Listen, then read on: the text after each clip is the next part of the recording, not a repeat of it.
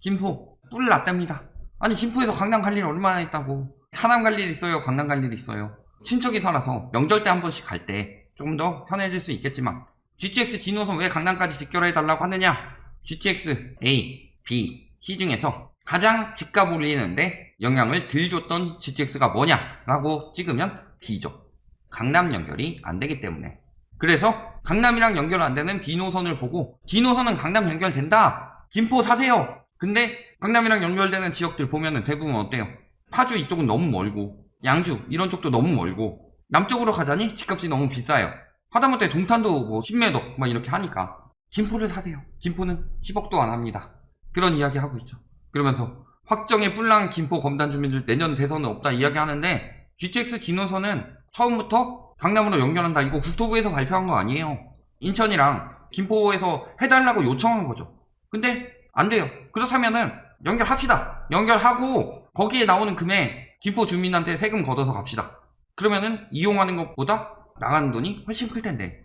집단 행동 예고하고 있답니다. 근데 왜 강남까지 연결해야 되냐? 김포에서 강남 가는 사람 한 5% 정도도 안 되죠. 집값 때문이다. 김포 환승시냐? 환승시고 뭐고 지금 김포 엄청나게 발전시켜 놨죠. 그리고 그동안 추진 안 되던 골드라인도 이번 정부 와서 추진이 됐다. 그런데 물에서 구해놨더니 보따리 내놓으라고 하는 격이다. 이렇게 보시는 게 맞죠. 교통 내용 보면 어떻게 돼요? 김부선 그대로 연결하고 여기서부터 용산까지 그대로 요걸 이용한다. 예를 들어서 동탄 같은 경우 SRT랑 GTX가 같은 노선을 쓰기 때문에 비용 절감이 됐던 것처럼 여기도 여기까지 비용 절감이 돼요. 여기서 강남까지 연결하는 거, 이게 문제죠. 그러면 이렇게 해서 이렇게 가는 열차를 만들어야 되냐? 그러면은 A 노선이랑 연결이 되겠죠? A 노선이랑 연결을 하게 되면은 여기서 얘는 아예 여기밖에 안 다니니까 그대로 B 가면 되는데 A 노선과 B 노선 결정된 것을 바꿔야 되죠. 같은 높이로 바꿔서 열차 꼬이는 것도 막아야 되고 굉장히 불편해진다. 그리고 D노선, B노선, A노선 섞여버리기 때문에 문제가 커지죠. 이런 것들을 고려하지 않고 그냥 해달라고 하는 게 어딨냐. 9호선이나 5호선 연장이나 똑바로 해라. 근데 계속 이런 이야기 하고 있는 거죠. 그것도 정부가 내놓지 않은 안을 가지고 정부가 내놓은 것처럼 언론들이 만들어서 정부가 뒤집는 것처럼 말하고 있다. 노선 결정나지도 않은 걸 가지고 집값 장난질을 쳐놓고서 징징대고 있는 게 뭐가 달라지냐. 엄마가 장난감 사준다고도 안 했는데 자기네 마음대로 이 장난감 생일 때 받을 거야, 이번 크리스마스 때 받을 거야 마음대로 결정해놓고 그런 얘기 한 적 없는데 그거보다 저렴한 거 요거 사줄 거야 라고 하니까 들어 누워서 땡깡 부리는 애기들이랑 다를 게 뭐냐. 왜 뿔이 났어요? 디노선 국토부에서 발표도 안 됐는데 이렇게 해주세요 라고 요청한 걸 가지고 맘대로 언론에서 띄우더니 호가 14억 원까지 찍었다. 이게 떨어질까봐 지금 징징대고 있는 거예요. 진짜로 뭐 김포 사람들 교통 불편해서 죽으란 얘기냐, 이게 아니라 호가예요, 호가. 그리고 가격이 뚝뚝 떨어지고 있다, 발표 이후. 그래도 호재, 이 말이 맞는 거예요. 김부선, 김영선도 호재인데 지나친 반발로 집값을 떨어뜨려 놨다가 아니라 김부선, 김영선도 호재고, 그런데 GTX 자체가 과하게 집값을 붙여놨고 특히 그 중에서 강남 연결되는 A노선, C노선이 거품이 과하게 붙어있죠. 그런데 여기는 결정도 안 났는데 기대감만으로 그 거품을 붙여놨더니 그게 빠지고 있는 거다. 이게 핵심이죠. 매매 가격지수, 전세 가격지수 보면 어때요? 별로 안 오르고 있습니다. 막 지금 임대차 3법이 만든 전세가 폭등, 규제가 만든 매매가 폭등하고 있는데 김부선 발표 난 이후로 그닥이죠. 사실 김포도 거품이 굉장히 많이 꼈다. 문제는 다른 지역들이 거품이 너무 많이 꼈기 때문에 김포가 저렴하다, 거기다 GTX D노선 연결된다 하면서 가격을 띄웠을 뿐이지 김포도 거품 엄청나게 많이 꼈죠. 불편한데 사실. 매물 어때요? 맨날 요거 보고 이야기하는데 요거 다 허위 매물이죠. 신도시 같은 데서 이런 게 특별히 심합니다. 예를 들어서 5억짜리 매물이 하나 나왔다. 근데 실거래가가 4억 5천이에요. 그러면 5억 비싸다고 느끼는데 허위 매물을 내놓는다. 집주인한테 전화를 걸든 아니면 집주인 몰래 내놓든 어차피 안 팔 거니까. 그래서 주변에 6억짜리를 한 10개 내놓는다. 그리고 5억짜리 한 2개 있다. 그러면은 마지막 실거래가 4억 5천이더라도 5천 비싼 애가 아니라 1억 싼 애, 이렇게 보이죠. 그러니까 허위 매물이 이렇게 설친다. 특히 신도시 같은 경우.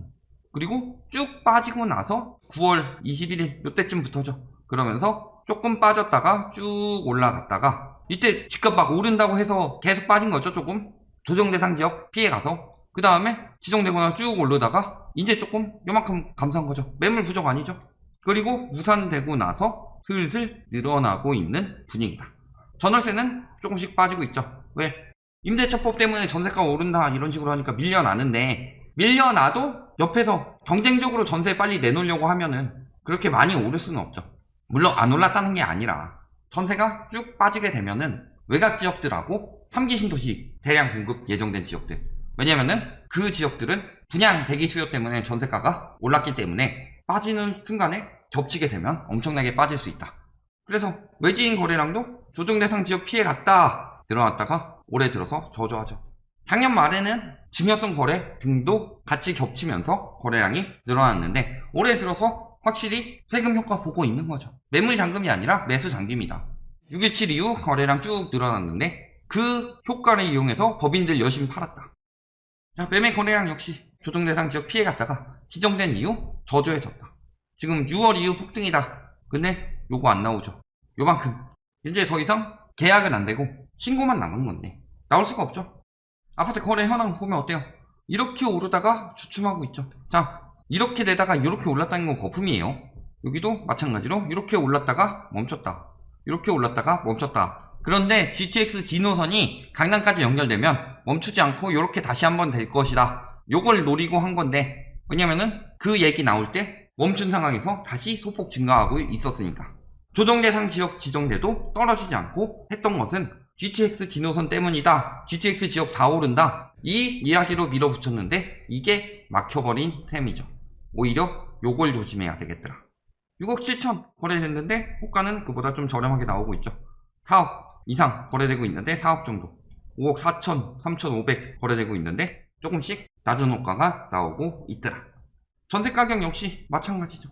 왜? 서울에서 빠져서 경기 다 띄운다더니 대부분 지수라는 게 반영이 좀 늦어요. 한두 달 정도 더 늦게 나오는데 일반적으로 그런 부분까지 고려해서 보면 지수 떨어지는 것도 머지 않았다는 거죠. 자, 다른 단지 봅시다. 운양동 역시 이만큼이 거품이죠. 이렇게 됐다 멈췄죠. 이렇게 됐다 멈췄다. 이렇게 됐다가 멈추면서 조금 떨어지는 분위기다. 물론 분양이니까 다운거래 가능성도 있더라. 자, 보면 어때요? 5억 2,500, 5억 9천 이렇게 했던 단지인데 지금 호가 내리고 있다. 여기만 붙이고 있죠. 그렇다면은 요 가격도 다운거래의 가능성이 높다. 이런 부분은 확인해 보셔야 되겠죠. 여기 한번 거래 한번 검토해 봐야 될 것 같죠. 전세 역시 어때요? 오르는 듯 하다가 떨어졌고, 오르는 듯 하다가 소폭 떨어졌고, 여기는 좀 떨어지고 있는 중이죠. 입주 아파트니까. 자, 풍무 조성이 꽤나 굉장히 잘 돼 있죠. 하지만 이만큼 요 가격은 거품이다. 그리고 똑같은 추세로 가고 있더라. 호가는 풍무는 아직 그렇게 많이 떨어지지는 않았더라. 그리고 감정동 이런 식이죠. 전세가 역시 계속 오르다가 떨어지는 분위기로 완전 타고 있다. 지수만 그렇게 안 나올 뿐이다. 보면 어때요? 서울 아파트 뭐 10억 시세가 남긴 거 맞아요. 그래서 밀려나고 있죠. 사실 거품이 낄 시기가 아니에요. 과거에서 배운 게 있다면 IMF도 그렇고 리먼 브라더스 사태도 그렇고 우리나라에 직접적인 영향은 아니더라도 일본 버블이라든가 튤립 버블이라든가 경제 대공황, 그 다음에 우리나라까지 영향 입었던 뭐 닷컴 버블, 이런 자산시장에 거품이 꼈을 때 빠지는 그런 것에 대해서 공부하고 배우는 마음이 있다면 어느 정도 가격 이상이 굉장히 상승률이 높다. 그것은 거품이고, 왜냐면은 특히 부동산 같은 경우는 가계 중심으로 진행이 되기 때문에 가계 소득이 늘어나는 것보다 빠르게 오르게 된다면 그것이 거품이라는 것을 알 수 있죠. 매번 그랬다. 모든 나라에서 그런 식으로 거품이 끼면 항상 무너졌는데 그렇게 생각 안 하죠. 그리고 부추기는 사람들, 맨날 언론에서 나오는 전문가들 다 연관된 사람들입니다. 대부분. 그래서 그 사람들 이야기까지 믿어가면서 항상 당해서 가격 올리죠. 그러면 피해보는 건 젊은 세대들이죠. 그래서 특히 그런 사람들이 무리해서 빚내서 영끌하게 되면은 정말 위험해지는 거고, 영끌을 하지 않더라도 세대 살고 있는 분들은 실거주지가 옮겨지죠. 가격이 오르면서. 그러면서 엄청난 피해를 입게 된다. 그렇지만 그 말에 넘어가서 지금 당장 집을 사야지, 이렇게 되면 굉장히 위험해진다는 거. 그래서 어디로 가냐? 고양, 남양주, 김포, 성남 순으로 가고 있다. 솔직히 성남 비싸죠.